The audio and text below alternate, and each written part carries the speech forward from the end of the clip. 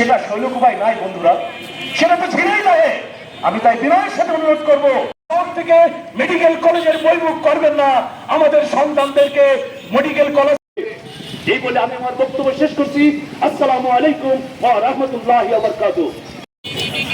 এই অডিয়েন্স পরিচালনার জন্য এই রেল লাইন বাস্তবায়ন জনাব পিন্টু ভাইকে মঞ্চে আসার অনুরোধ করছি।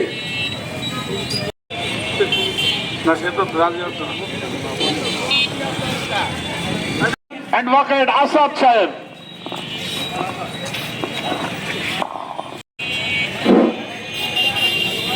ঝিনাইদহ শহরে আজকের আয়োজিত এই মানববন্ধন সমাবেশের সম্মানিত সভাপতি,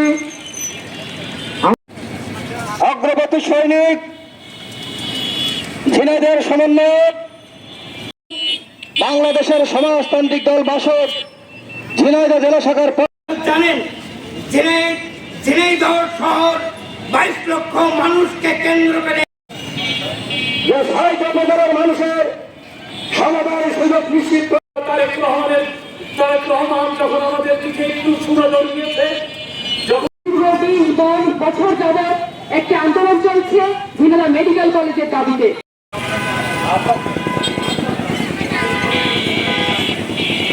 জনতার এক অংশ সকলকে জানাই আমার পক্ষ থেকে।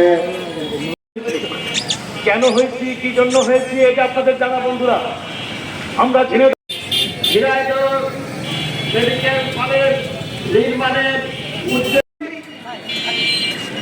আমাদের সমস্ত মানুষের মতামত দাঁড়িয়ে স্পষ্ট হয়ে বলতে পারি, ওই মেডিকেল কলেজে চাই আমাদের মাননীয় আইনমন্ত্রী মহোদয় আমাদের এই ঝিনাইদহ শহরের মেডিকেল কলেজ বড়ই প্রয়োজন।